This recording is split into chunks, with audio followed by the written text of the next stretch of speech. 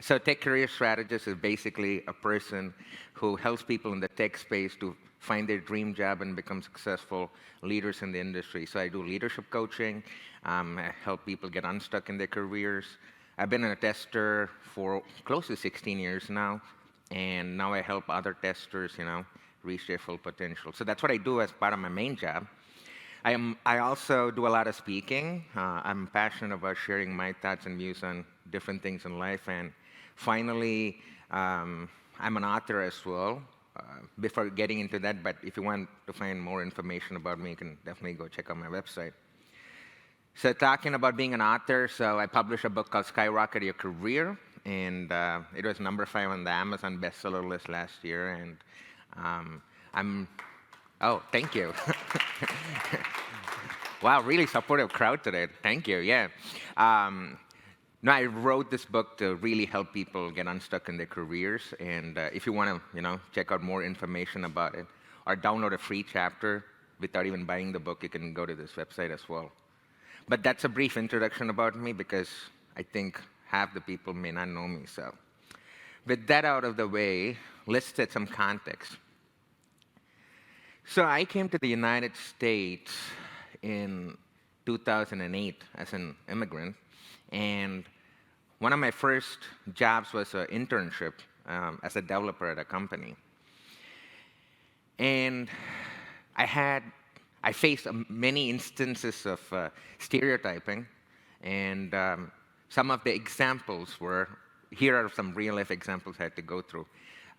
There was one instance where one of my colleagues said, "Man, you smell really good." And I said, "Oh, thank you. I take that as a compliment, But then he went on saying that, "Man, I thought Indian folks smell like curry." And then he was smiling, right? Another instance is I was working with a group of people in my team for over 3 months, but I noticed that there were a group of my colleagues who always went to bars during weekdays and weekends and watch sports like basketball. I'm a huge fan of basketball. I used to play basketball, but I never got invited to any of those get-togethers. Although I work with them on a daily basis, and I'm decently outgoing, as you may have noticed, but still I didn't get an invite, right? So after 3 months, this kept continuing, and then I just wanted to confront one of my colleagues, coworkers, and said, "Hey, I noticed that for the past, couple of months, you folks have been hanging out, watching sports. It'd be great if you could include me as well, because I love basketball too."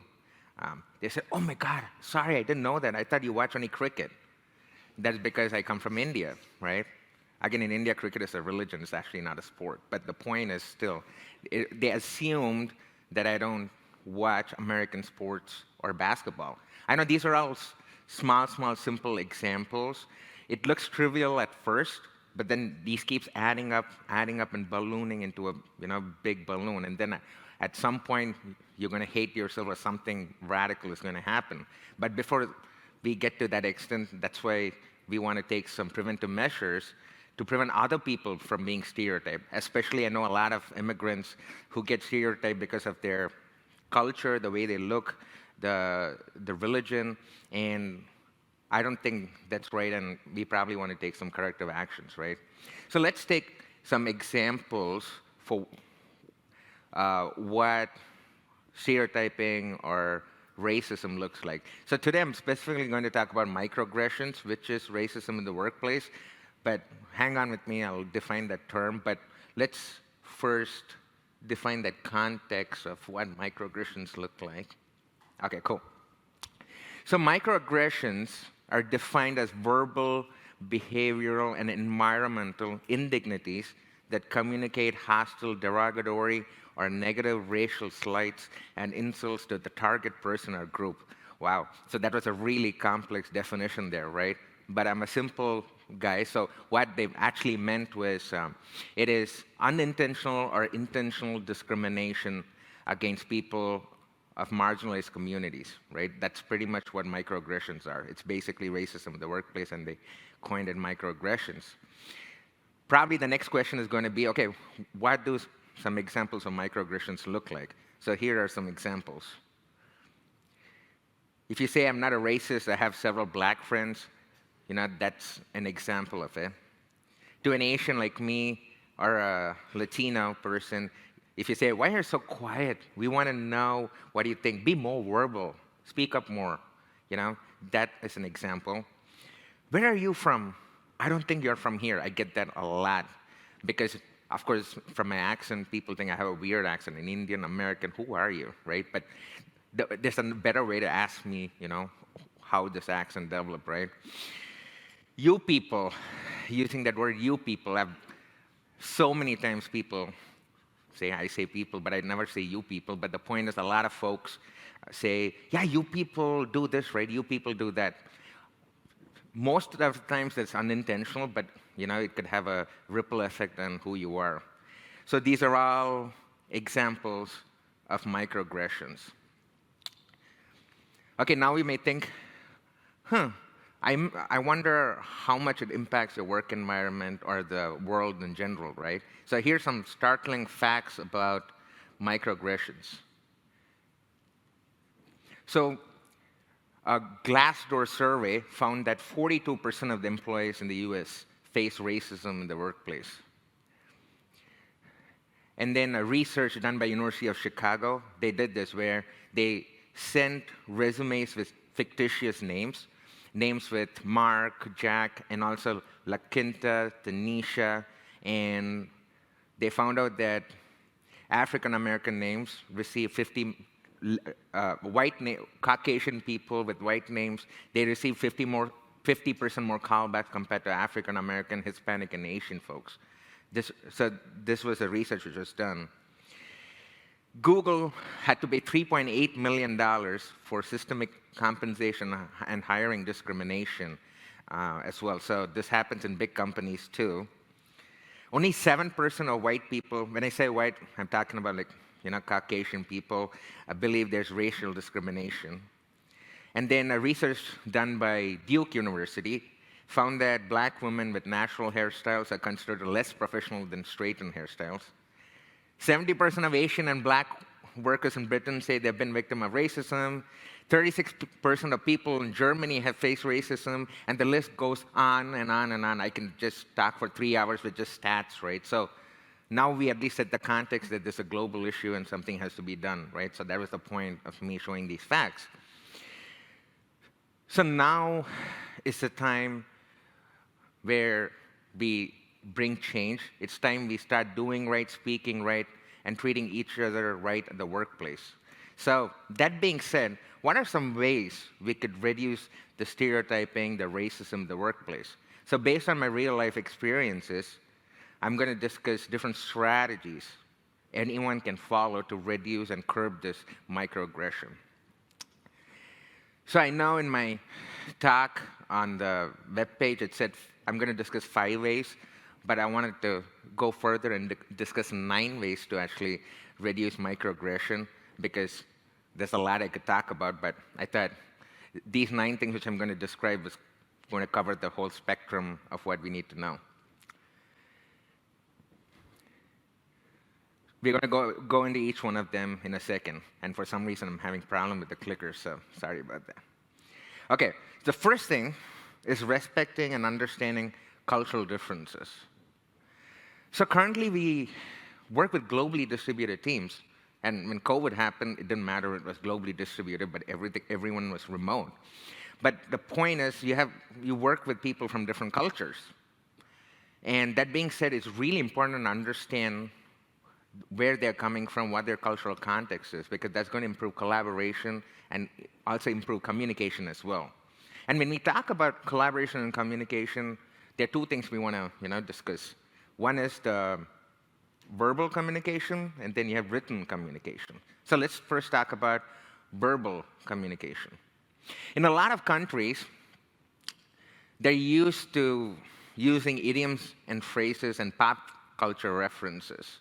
United States is one of them, and I know there are other countries where they do that as well. So here are some real examples of what I mean. So in my first full-time job, 3 months into the job, I was given a really critical task, which was in a high-profile project.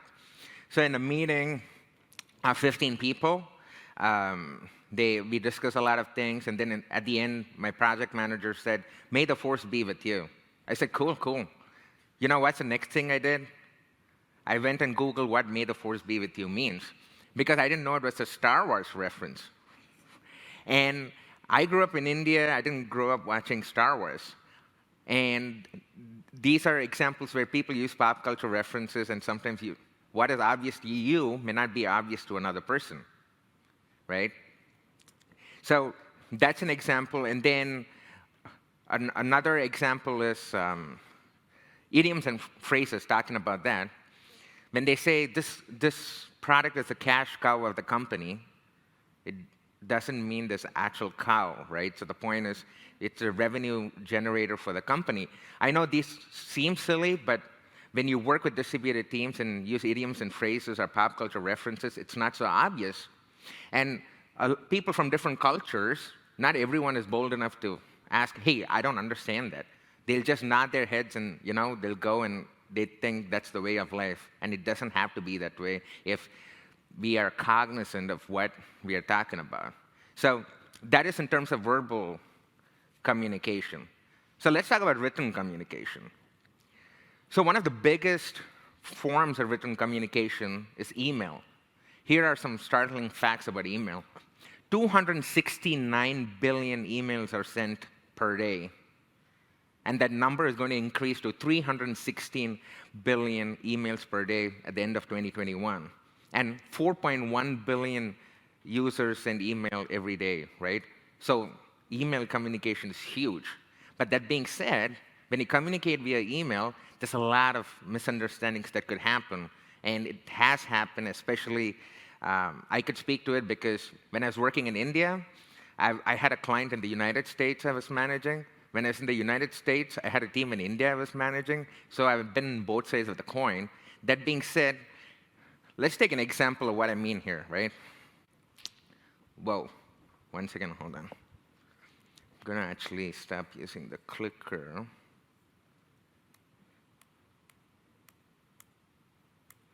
Okay, cool. Take 30 seconds, look at this email.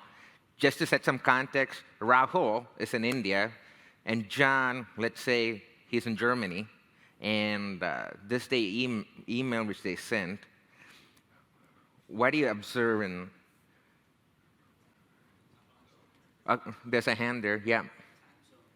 Time zone, exactly. That's the first level.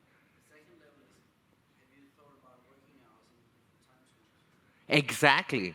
So if you didn't hear what he was saying, so there are two major problems here. One is the time zones. Oh my God, I've faced so many issues because people do not mention time zones. They'll just say, yeah, let's have a call at 9 p.m. Do you mean 9 p.m. Eastern Standard Time, Central Standard Time, Israel Standard Time, Indian Standard Time, European Time? And I know this sounds so trivial, but trust me on this, there's so many miscommunications that happen with written communication. And also, John is never going to get the frickin' status report because August 15th is a national holiday in India. It's our Independence Day, right? So this happens time and again. So if you're working with distributed teams, you really need to be cognizant of the time zone, what day you're asking them to deliver things, and also you have to, if you give them a task, ask that reiterate the question and make sure they understood it, saying, "Hey Raj, so do you understand the requirement? Could you just repeat that to me to make sure we both are on the same page?" When you do that, you give permission to people to get clarification, because a lot of countries have a hierarchical structure, and they don't want to ask that question because they don't want to offend people. So it's our responsibility to ask that clarifying question. But there's just a simple example in terms of written communication, how things can go wrong. So that is respecting and understanding cultural differences, the time zones and stuff. Oh, another example is in an email communication, you may have words like, yeah, intimated to him about this issue. Intimate means you informed him, right? In India, you use the word intimate. to him. So there are, but this is just an example from India. But similarly, people from different countries use different words differently. So something to keep in mind. Next is regular D&I trainings, diversity and inclusion trainings. What is common sense is often not common knowledge. What may be perceived as something which is normal may actually be offensive to another person. So let's just take an example for that.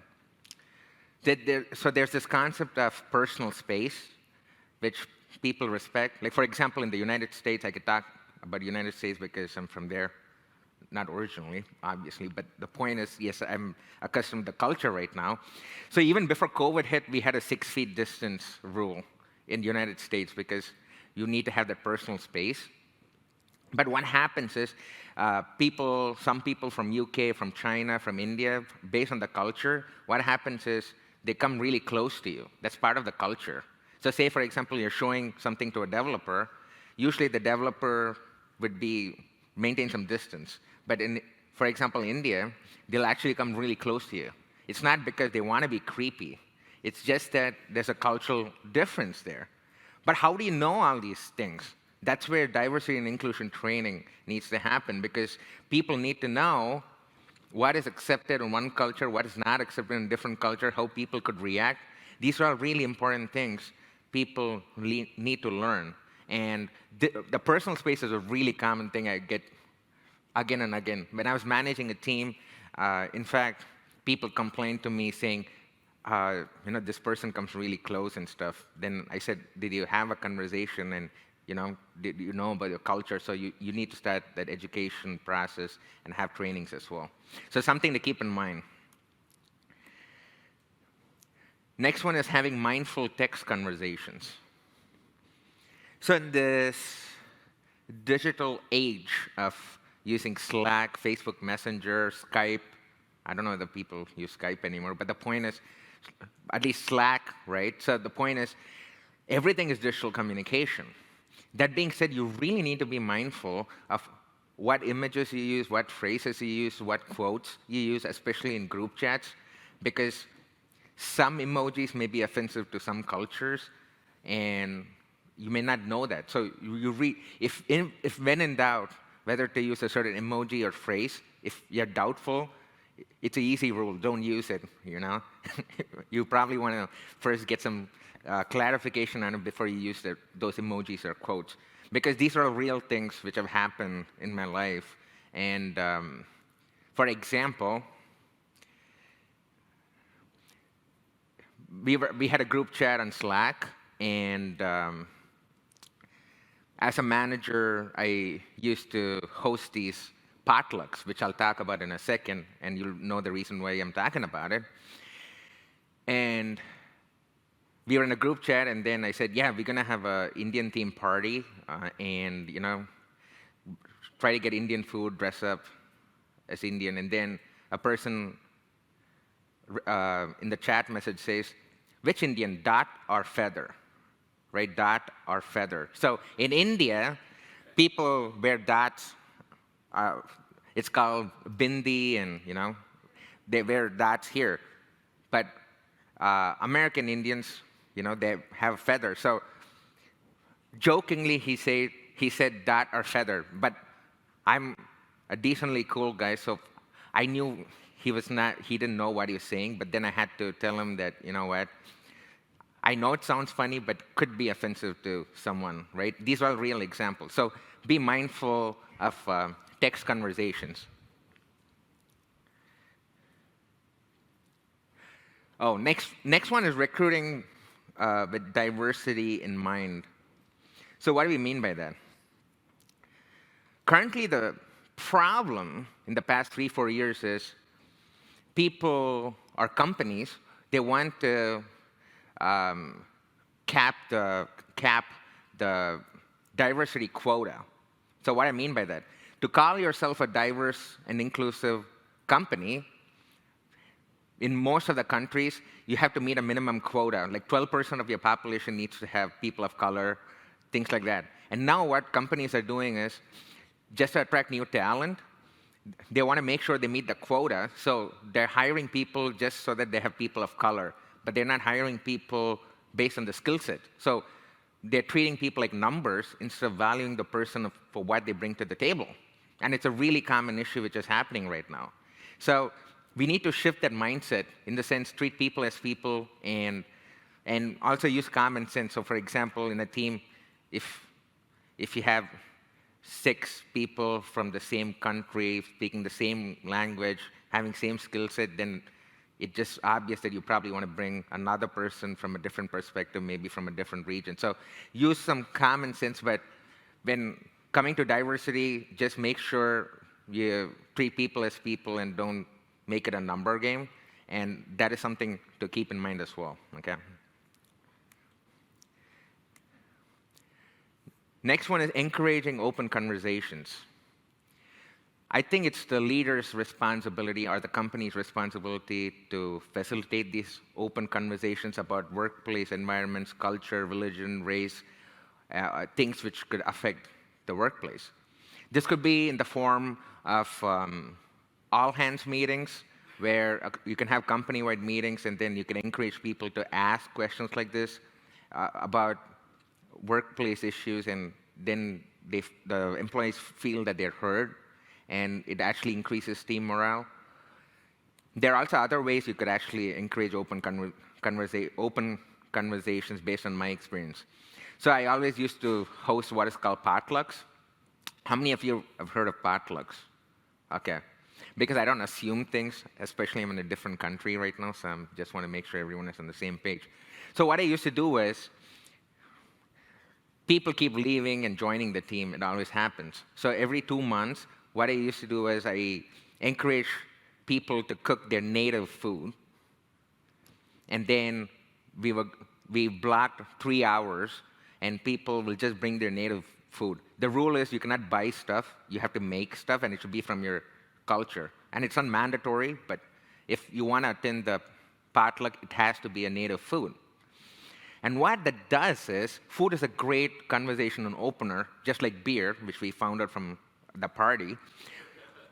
But usually in the workplace, you cannot always have beer, but so that's why we start with food. So say, for example, a person gets pretzel, and I assume, pretzel, it's really well known in Germany. So then people say, wow, this tastes really good. What is this? Yeah, there's a pretzel. It's made from this, and this part of our culture. Huh, interesting. So tell me more about it. So it starts opening up the conversation, and it forces people to know about the culture. So Potlucks is a great, fun way to increase that communication and then start that cultural education process. Then I used to have team meetings where we didn't have any agenda. People can talk about anything they want for an hour. And I used to have that once a month, and a lot of things came up during that meeting, in the sense, I faced this, I faced that. What do you think we could do? And those are great ways, if you're managing teams, to think about.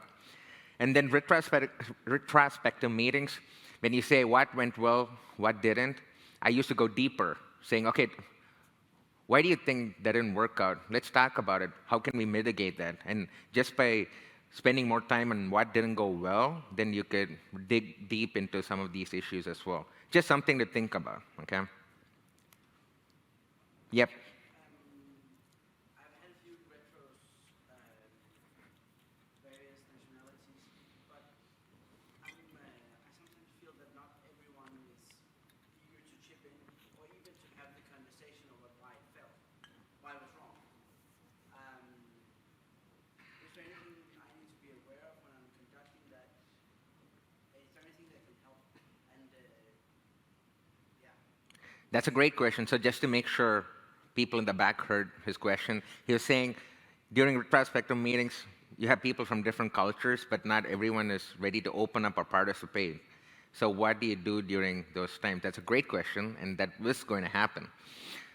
So during those situations, what I've done is I noticed the people who are not participating, and then after the meeting, during my one-on-one conversations, I start talking to them, saying, hey, how do you feel? Because I saw in the retrospective meeting you didn't have any questions. So is everything good, or do you want to, you think you could improve something?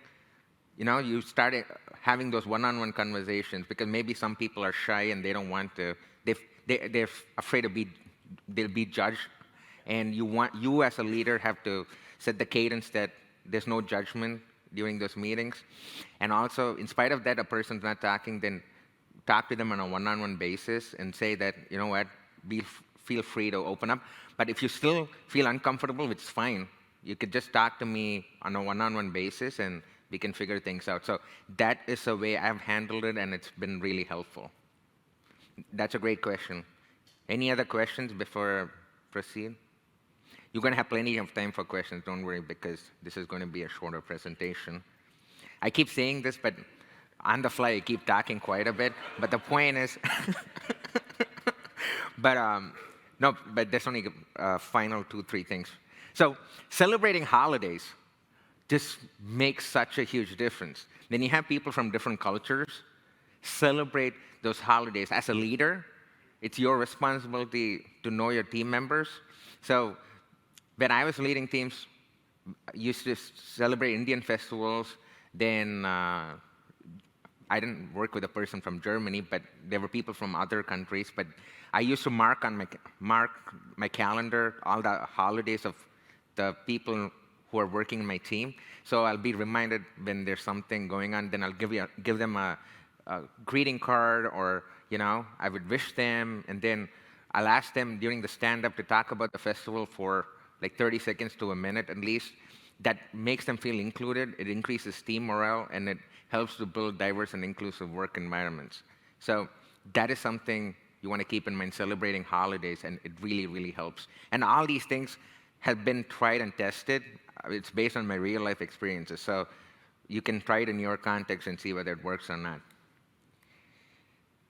Anonymous help hotline. So in my keynote, I mentioned a little bit about this, where not a lot of people are open enough to talk about the issues they face in the workplace, because they have this fear of being judged by people, or fear of facing more racism in the workplace because they told on someone. So a good approach is having anonymous help hotlines, which is just a number which directly connects to the HR. You could tell them, this is going on, but I don't want my name to be associated with it. And then they'll say, okay, cool. We won't have your name associated with it, but you have registered the complaint. We'll see what we could do about it. So that is a great way to crowdsource feedback and reduce or curb microaggressions as well. No tolerance policy. So I think in the job offer people get, we have to clearly mention that the company does not tolerate racism in the workplace. When you make it obvious in the job offer and legal documents, people get reminded constantly saying, okay, this is something which is important for the company and I need to be aware of it. So make it explicit. The problem is when things are not documented, then people do not know. So you probably want this in legal documents and job offers. And I work for companies where literally they'll put in the job offer, like a no tolerance policy. So something to keep in mind. Finally, owning your mistakes. So as a leader and as an employee, I've made a lot of mistakes in my life. I continue to make mistakes. But instead of defending those actions, first listen to what the other person is saying. And if you feel you committed a mistake, own it. Apologize for it, learn from it, and move on. The problem is when you start defending your actions, you get deeper into a hole, and then it becomes a bigger issue. So own your mistakes and then move forward, and that's how you can bring change. And following these 9 ways, you could reduce microaggressions to a certain extent and actually build diverse and inclusive work environments. So that's what I mainly wanted to talk about. And I have a private Facebook group where we have people talking about having conversations similar to workplace issues and microaggressions, and we talk about it in a very close private Facebook group openly. So if you are interested to have such conversations, feel free to join the group.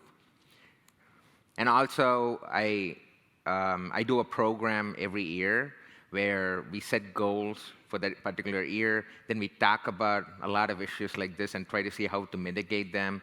It's like a leadership coaching for mid to senior level folks as well. So if you're interested in that, you could check this out as well, the link. But yeah, that's pretty much what I wanted to talk about.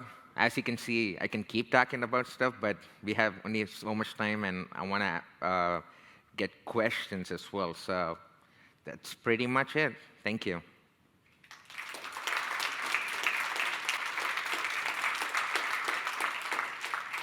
So we have questions there. I actually have two questions because microaggression, I like what you said, but isn't it also a bit over-exaggerated? I mean, I had a video conference in a team where this one guy was presenting, and you'll get the point, because do you see my screen? I said, no, I see a black screen only. All the people around it found it offensive, while it was just a So, okay, just to make sure I understood the question, because I'm not sure whether people can hear you. So you were saying you were in a Zoom call, and one of your coworkers didn't have his video on, and there was a black screen. He has that's offensive. He has a black face. And Oh, so he was black. Okay. so I said, I only see a black window. I know I'm laughing, but I could see the issue there. That's racism, while I was not at all thinking in that direction. Exactly. So That's it's not only you. people around that. It's not only you. Everyone commits mistakes. Even I've committed mistakes like that. So in those cases, I think if someone has an issue, say, for example, after the person came on screen, if he looks shocked or something like that, how did you know that that became an issue? Let's start with that. Oh, okay. So once you get the feedback, then you could try to tell them that was not my intention, and because it is just, I thought it was black screen and it just so happened. So this is the problem I have with people. I think people commit mistakes, but the problem is they don't listen to other person's perspective of where they're coming from. When I was telling in my keynote, the one biggest challenge is we live in this cancel culture society, and that's the problem.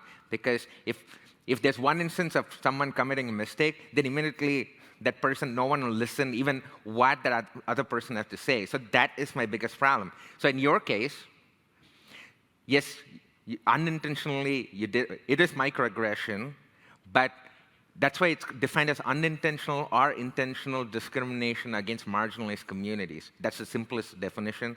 And yours was unintentional, but that's where you have this open conversation saying, hey, I didn't know. And if the leader is a good leader, they would understand that you're not that person. Because it's not only that one instance. If you constantly have been saying this, then that is one thing. But if by mistake something like this happens, I think we just have to clear it then and there and then move on with life. So that's what I would say. But it is unfortunate that you had that situation, but I could see on the other perspective how the person felt. So yeah, I think microaggressions are always tricky. And that's where this diversity and inclusion training and all those things can help out. But I really appreciate being open and honest and sharing that, because I think it's a good learning experience for people. So. In a way, I have a second question as well. Your talk was about how to cooperate better with, your example, Indian people, because they have this classing system and everything. Hierarchical. I fully understand their cultural, but it seems to me like you're talking about, okay, understand them better, but the other way around, it's more difficult, it seems. Oh, that's a great perspective. Yeah. So again, I always have this habit of repeating questions because I don't know the people in the back can hear, because we don't have a mic. So I gave examples of people in India, people in Asia, hierarchical structure, they don't open questions. I mean, they don't ask questions, and we have to understand them. But what about the other way around? 100%. They have to be trained because they're working with other people from different cultures. So they also have to be trained and ask questions. But what we could do from the other perspective is show that you're open for people to ask questions, saying, hey, by the way, was this were you able to understand this? If not, ask me a question. I'm always available. When you keep repeating that once, twice, then all of a sudden people start remembering that, you know what? He said I can ask questions, so why not we try asking a question? And then once one person asks you a question, then other people start asking you questions, and then it becomes more open communication. So I think it's like a culture shift, but I think the work should be on both sides. It's not just Indian folks or American folks or Asian folks. So. Did that make sense? But I totally agree. It should be both sides. So, yes, we have Ina. Right? Who is the what? Who is the marginalized group? Right? Okay.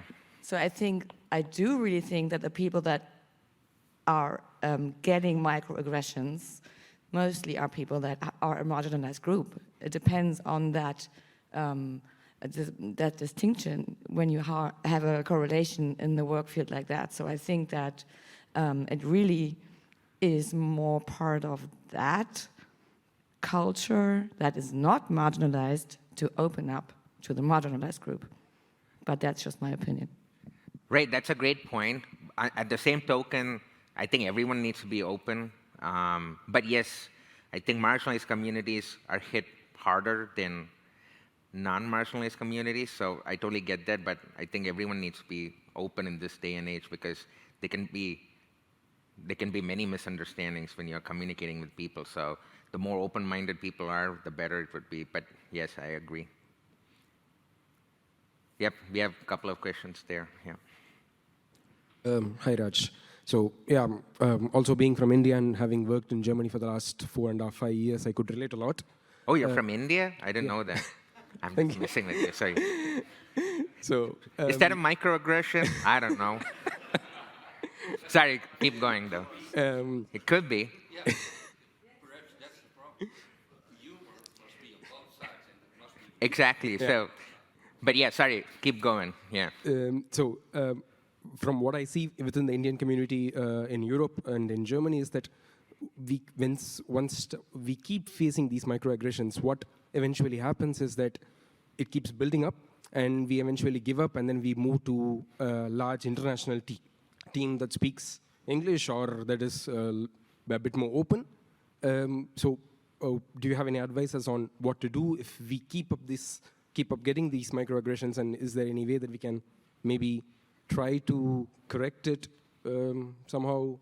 That's a great question because in my personal experience, I was like that. Yeah. I kept being stereotyped continuously. I didn't give you every example, otherwise you're going to be staying here for 4 hours watching me talk. But the point is, I was in that situation where constantly being suppressed, then I was on the verge of giving up. But then you have a choice. If you're going to live in a foreign place for quite long, like for a long time, do you want to live that way for the entire 25, 30 years, or do something about it? So luckily I chose the second option. And some corrective measures or ways I came out of it was a couple of things, right? First one is when you see someone like a trusted friend from that particular foreign land who you could trust, open up to them saying, hey, I feel this way, and I don't know how to approach it. Could you help me out? What can I do? Number one, finding those trusted people around you. Number two, during a one-on-one conversation with your manager, you need to open up and say, hey, by the way, I keep feeling this. What do you think I could do better to improve this, or what can happen? That is number two. If you're not able to do that, then, yeah, you know that, okay, probably they're not trying to take action, so you could try to switch teams within the same company, right? And then maybe you'll have a better manager. That could be an option. Yeah, fourth option is then you leave the company and then go to an environment which actually supports you. But instead of taking that fourth extreme step first, I would start with talking to a person who you could trust from the same place. You said you work in Germany, so if someone who's German, who you're close with and who's helped you, open up to them, and then they may try to see what to do about it, right? And they could bring change to other coworkers saying, hey, dude, don't say that because sometimes it could be offensive. So we can bring change internally. And that's what I actually did. I followed the first two steps. Luckily, I didn't have to switch teams or leave the company. But yeah, that's how you bring change. And also, if you see another person from your country being marginalized, then you can step up and support the person. If that person is not outspoken, you can talk for that person after receiving their permission, because they're not that open. But if you don't have any feelings, then you could, or you're more open-minded, or you can talk to people, then you could be the proxy for the other person as well. So those are some ways I personally use to come out of that situation. It's a great question. So we had a couple of questions here too. Here in the second row, over here, second row. Hi. So your slides were about mostly cultural changes. And I'm currently working in a company which we have 90% of our testers in India. And that's working very good. They are open to holidays. We celebrate together. We know that we have the differences. But then there is another issue. I'm located in Brussels, in Belgium. And Sorry, what was that last part? Brussels, in Belgium. You're working in Brussels in Belgium. Yeah. Okay. And it's mostly in the office, it's a male audience. But then you have the same issues like you explained now. If you, for example, do a reaction, you get those comments like, oh, these are the days of the months. And if you say, like, this is really offensive, then they say, oh, but yeah, you're a woman. You are too emotional. And it goes on Wow, and goes on. okay. How do you step out of that? So just to make sure I understood the question, so this is a problem in Brussels or a problem in India? No, it's a problem in Brussels because it's a male group. And Okay, so the context here would be working in a male-dominated world, being the only woman, or one or two few women, and how do you get past that situation? Yeah, that's a really valid question. My wife is the only female developer in a team of 22 male developers. So I actually get it from her perspective. Of course, the way I know it is managing people and hearing their stories, but my own wife is a perfect example.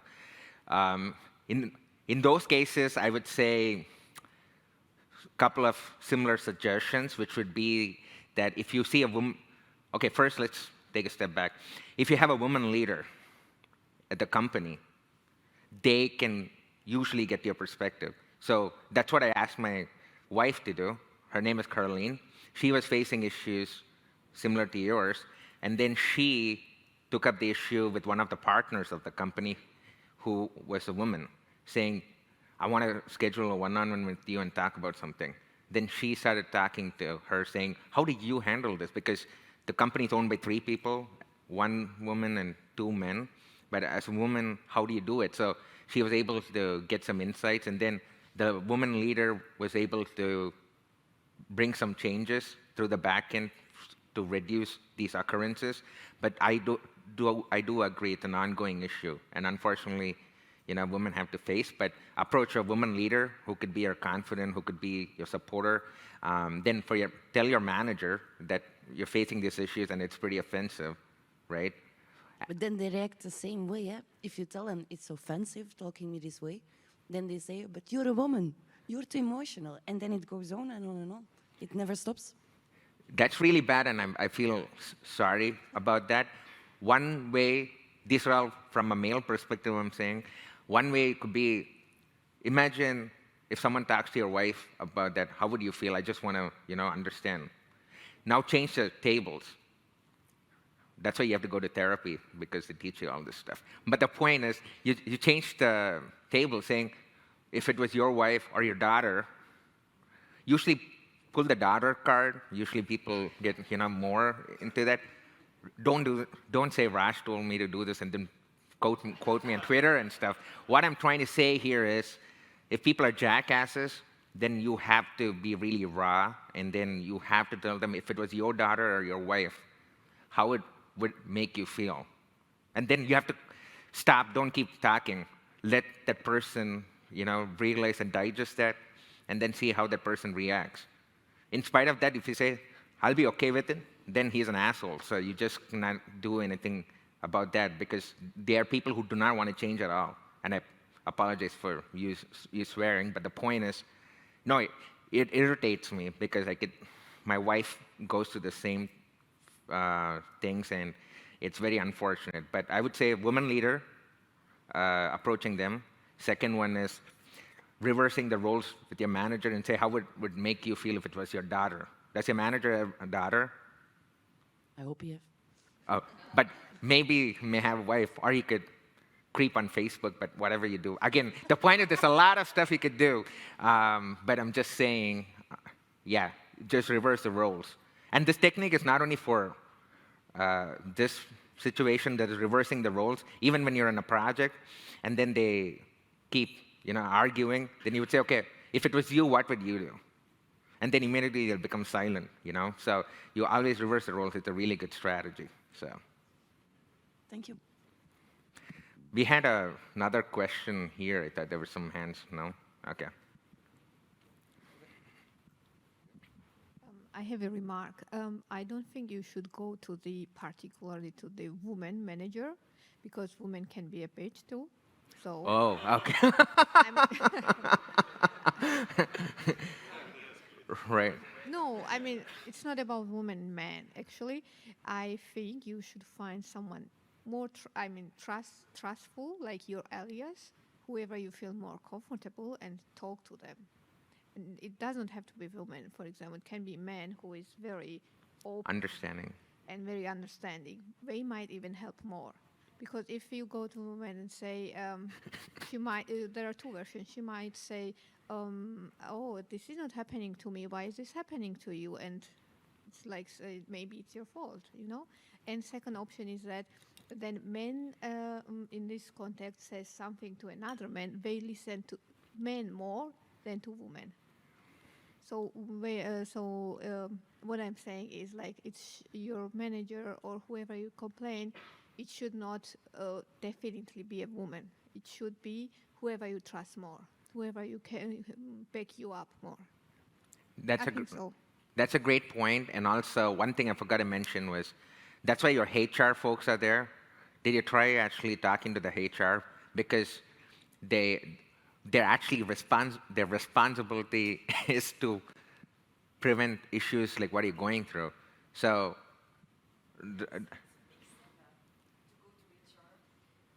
Yes. Oh, for you, okay, I understand, okay. When you go to HR, it's official, and it's like there's no step back. You want to do something before going to HR. HR is already official and serious thingy. Have a conversation off the record with HR. It's HR. Then you, okay. No, but yeah. You wanted to say something as well. Yeah. First of all, I want to comment on that. The whole Me Too thing has been about. It has been about a male to female thing, but the type of guys that do Me Too things, they are dicks against other men as well, right? So it probably shows out and it's visible with gender, but you find idiots everywhere, and they do hate speech no matter if it's race or attitudes or whatever they. So you could also, and therefore you could also find male allies who does not have that kind of non-accepted communication, and you should not accept that.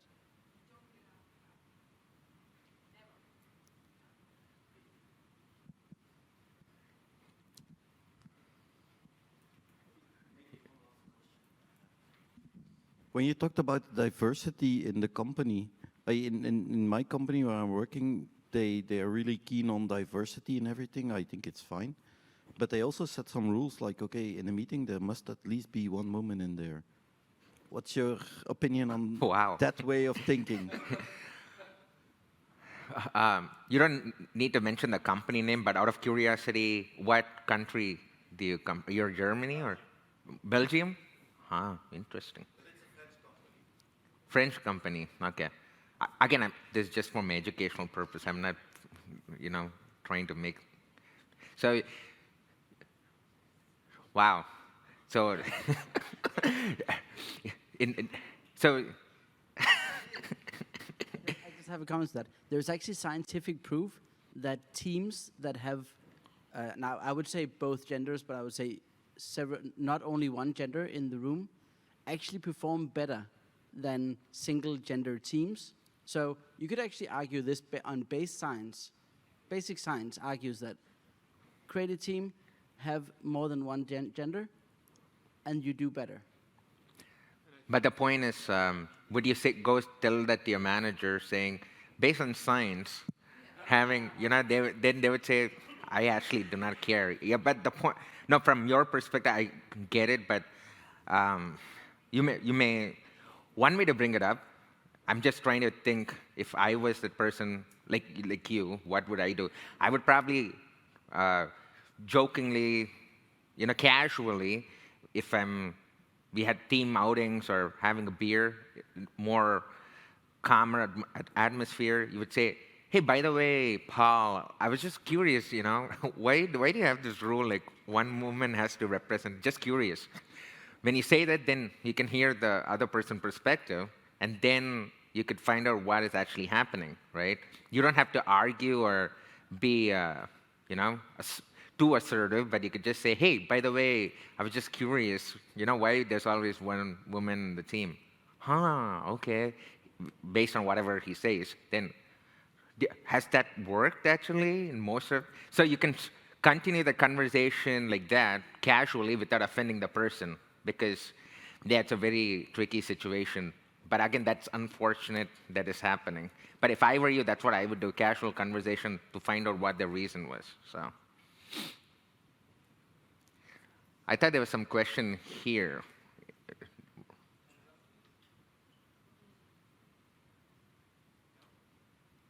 No more questions? Okay. I have one. Yep. I'm wondering, we did the diversity and inclusion survey, and it turns out that people who feel religious don't feel as included as the non-religious people. So you did give some tips about celebrating holidays, like in the stand-ups, and I'm wondering, do you have any additional ideas how to get people who are religious feel more included? I know it's usually the other way around. This is a specific, I think, case here.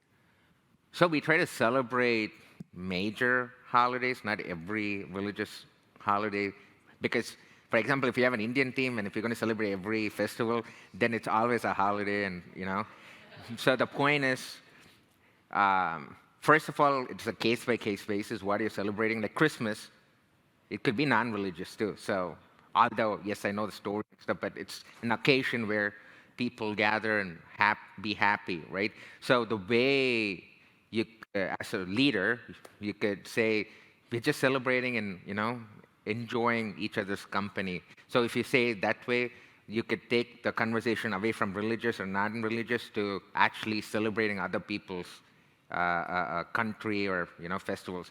Then for India, like you have Diwali, the Festival of Lights. That does not have to be religious, but you don't have to celebrate specific religious stuff. Yeah, I think you brought up a good point. You need to be careful in terms of what you're celebrating. Then people think, oh, you celebrate all Christian holidays, but not Hindu holidays. Or only Hindu holidays, not Buddhist holidays, right? So I think whatever is nationally recognized, I'll start with that. And then if you want to do further celebrations, you could go ahead and do that. But that's my perspective based on doing this. Till now, I've never had a problem. Maybe I was lucky, but I always mindful of what we are celebrating, right? I don't want to have any religious stuff here, but the point is I don't force people to do anything. And when I say celebrate holidays, people are not forced to join that, right? But it's my responsibility to at least make the person feel welcome. And whoever wants to join can join in that, so, yeah. You're welcome. Thank you. Any other question? Yep, there's a question there.